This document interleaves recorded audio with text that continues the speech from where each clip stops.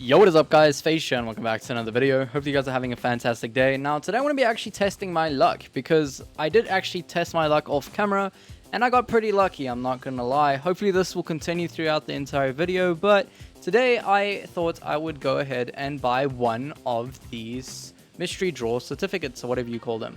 And I played one draw and I only got one container from this. As you can see, I've only played it once over here. And yeah, I got a container. I got only one single mystery container. We can go to my notifications and we can see I was awarded one of those containers for 300 gold. Not too bad. However, as you can see right above that, yeah, look what I got from that mystery container. I got 2 mystery charms and then I got a mystery certificate, which if you didn't know what that was, that certificate allows you to get a selected tank from this list. Now, mind you, you can get tier 5s from it, which would be the worst possible thing to go ahead and get from this certificate, which I really don't want a tier 5. I don't really want anything below tier 10, if I'm going to be honest. So I didn't really think I was going to get anything from that draw and that container, so that's why I was not recording. But yeah, let's see what we can get from this mystery certificate. Hopefully my luck continues, and I just really hope I get a tier 10 here. If you guys do enjoy this video, make sure to leave a like down below. It really helps me out, and let's get straight into this open. Oh, come on. Come on, Wargaming. Come on, tier 10. Tier 10.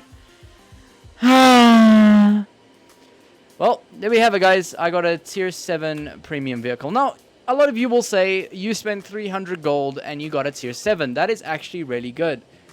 Yeah, not if you're me. I am someone who would get really upset for getting a tank below tier 10. Maybe that's being a bit selfish or something, but yeah. I really wish I got something a bit higher than a tier 7. To be honest, this is definitely not going to be played. I'm hardly ever going to touch this vehicle. It used to be one of the greatest tier 7 tank destroyers, one of them. However, in today's time, it is not really great of a tank. So let me actually do a little review on this vehicle, mind you, that I've just gotten it. If I don't know who would be interested in that, but let me kit this out and I'll be right back with you guys. Alright guys, heading into our first game in this vehicle, and mind you, I have not actually touched the SU-122 in a very, very long time, so we'll have to see exactly how this rolls out. Now, my PC might feel a bit slow right now, and that's probably why I'm taking quite a bit to load in, and that's just because I have another game rolling in the background. As you can see, I'm running Rust right now in the background, so that is why it might be a bit framey, so just bear with me for a second. So, the SU-122, I wasn't expecting to do a review on this, but you know what, might as well go for it since I did get my hands on it. Now, mind you, I did say that I wasn't the happiest to get this vehicle, but I was lucky enough to even get the certificates in the first place. Now, if you guys are thinking of gambling your gold on these draws, I don't suggest it, but in the case of this draw, 300 gold and you're guaranteed to get a container out of it. So I would suggest in this case to get this draw that is currently in the game. It will allow you to maybe test your luck and see if you can get anything from it. And in my case, I got the SU-122, and like you all know, I am not the happiest that I got this vehicle. I wish I got a tier 9 or a tier 10, but you know what can I do? And I'm not going to argue about it since I did get something. At least I didn't just get nothing. So yeah, let me know what you guys get from these containers and stuff, because I am pretty sure you guys have gotten absolutely nothing, but some of you do get very lucky, and I'd be curious to see what you guys got. So, loading premium pen. Wow, this tank still does not have any pen. Now, I will say that I'm not actually running this vehicle with any equipment, so mind you, that could actually be a game changer for this vehicle to run equipment, for instance. And yeah, I can really see this vehicle needing some calibrated shells or something, because yeah, that's crazy how that Pharaoh of all tanks has so much armor. Now with this vehicle, the only way you're going to be bouncing any shells is using that massive gun mantlet. As you saw there, he shot my gun mantlet and it did bounce. And you kind of just want to like wiggle in and out and just show your vehicle, or at least that hatch, as much as you can without exposing any other part of the vehicle, because you will be penned no problem. And in this situation, I'm kind of pincered into what I can do. Hopefully I can get maybe a shot into that Jagdpanzer over there if he pushes a bit more forward here. I'm going to get a shot into that T-3485 there. This tank does have a crazy amount of DPM, I will say that, so you can use that to its advantage to actually get the damage out. But yeah, looking at my team, looking at what this Tankenstein is doing currently, I don't think that is really going to help us out right now. That Jagdpanzer just slightly gets out of the view range of my shot there, and it means I do not get to kill him right now. So we're going to hopefully get a shot into this AMX over here. We get a 410 roll into him, and my Tankenstein gets one into him as well. So yeah, in this situation, it's a 4 versus 7. We're probably going to lose this, let's be real. And for that reason, I'm probably going to hope to get this Jagdpanzer killed here. It would really be appreciated if Wargaming can do that one for me. And yeah, no, I low roll and unfortunately not kill that Jagdpanzer. However, my DPM is pretty much good enough to roll up here and maybe get another potential shot into him.